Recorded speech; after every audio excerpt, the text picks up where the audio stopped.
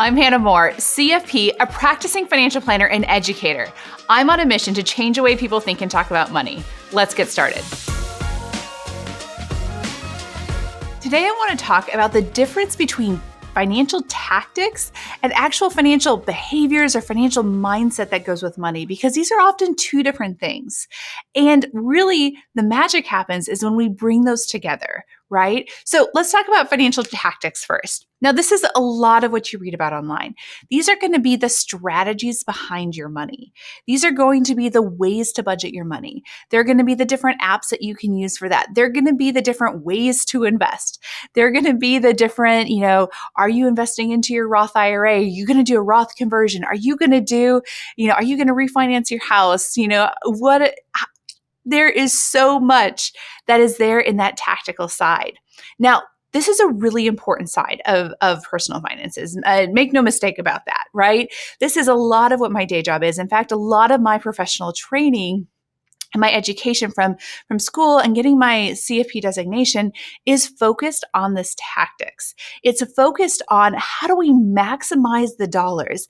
How do we make best use of these dollars so that you're getting the most benefit from it, right? And that's a good thing. No, I don't think anybody would disagree with that, right? Like if we're going to invest $100, we want the $100 to grow the best way that it can.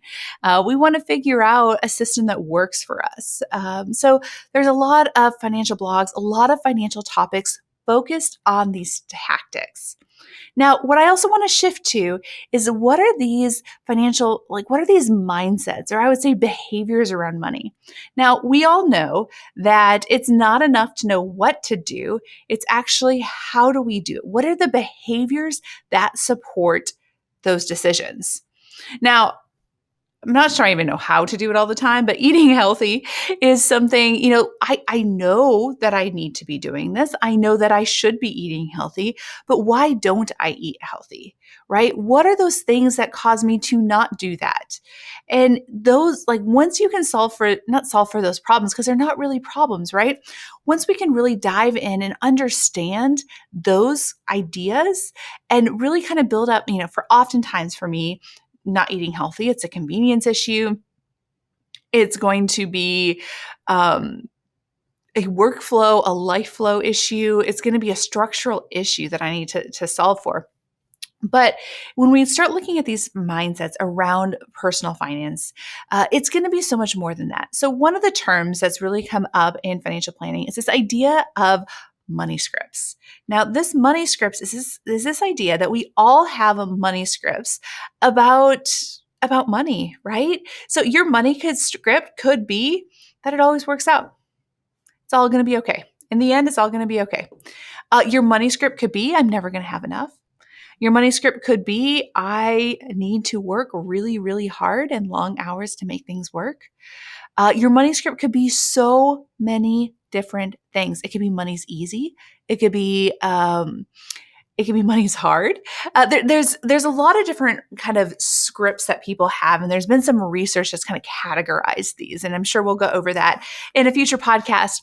But one of the things that's fascinating about these money scripts is that it's really helping show you how you relate to your money, right?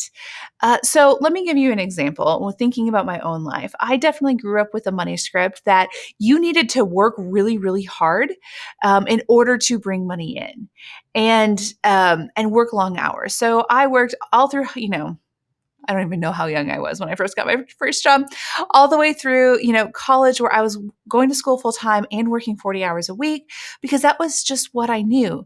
Now, these money scripts are very neutral, right? They're not good or bad.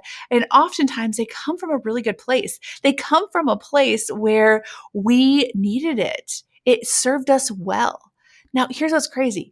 These money scripts, our lives change. And so what served us well before doesn't necessarily serve us well now. So in this example, now fast forward, I have 2 little girls and a little boy on the way, and working long hours and just grinding it out and working hard doesn't serve me well. I've had to change my script, how I think about my money, in order to live a fulfilled life, in order to do what I would say is living wealthy now. And it's really when we kind of take this mindset and our attitude towards money and apply it with the tactics. So let me give you another example that I see oftentimes with my clients. I see clients who come in who have done many, many things right around their finances when it comes to retirement, where they have saved, they've done the right things, they've lived on a budget, they have, made these sacrifices, they have gotten to this point where they feel like, or not just feel that they're ready to retire. And one of the big money scripts that I would say is this idea that you have to save, that savings is like the best thing to do. Oftentimes it's ingrained at a very, very young age, right? And so they get to this point where they're like, wait a minute, I'm supposed to retire and actually spend my savings? And if you're listening to this, and again, totally depends on your background. You may be listening to this and be like, oh my gosh, I get it. I get how that could be so hard. You could also be listening to this and being like, are you kidding me? That's like the easiest thing to do. Now is time to enjoy, and now is time to not spend.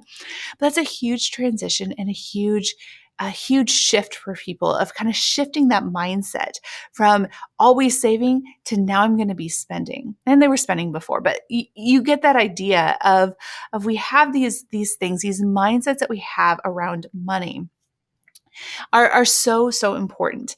And it can be really easy to get kind of lost in just focusing on the tactics, but not actually focusing on how you're connecting with your money. I like to use this phrase, your relationship with money. I know it's a little bit woo-woo, a little bit out there, but really, like, is your money bringing you joy? Right? We can talk about tactics all day long. And in fact, I've had client meetings where we're talking about tactics on, we can get into the weeds on some of these tactics, but it doesn't feel right. Where, you know what, maybe I should be spending, saving X number of dollars, but it would be better use for my life if we didn't do that. The tactics have to work in conjunction with our money and our lives. It has to work in conjunction.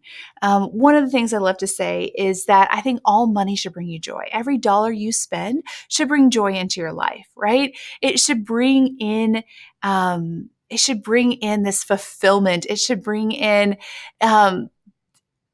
that's what money can do for you, right?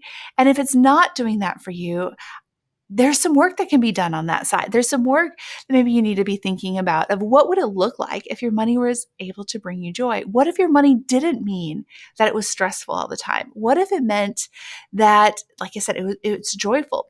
What if it wasn't always a source of stress and just a source of contention, perhaps? What if it could be a fulfillment for you as well? And again, those are things that require a different perspective. It's not a different tactic necessarily. It's a different perspective. And that's really why we're doing this podcast. Yes, we will get into some of the tactics, and goodness knows I can go deep there. So much of my training is on that. That's so much of what, I do in my day to day. But really, it's these perspectives of how we see our money that can make all the difference from us just making it through life to really what I would say is living wealthy now. So I encourage you, think about, how are you relating to your money? How does money make you feel? Right? Is it something that brings that joy and that fulfillment, or it's a source of stress? And if it is a source of stress or contention or whatever that could be, ask yourself, like, what is there anything that could change that? What would be a one way that money could bring me joy this week? So be thinking about that. But know that these two sides have to bridge together. Now, we don't want to just be saying, I can just go spend all my money and be like, oh, it's great, it feels good. It does require, this structure and this plan and the tactics. It's them coming together. That's really where the magic happens. So I hope you're able to find that happy spot for yourself as you guys are going through this, because it is so. It can be life-changing for people. It truly can be. But know that it is possible for you to be living wealthy now. Thanks for listening to this episode of Everyday Money with Hannah Moore. If you like what you heard, subscribe and check out livewealthynow.com. We have a lot more resources to help you live wealthy now.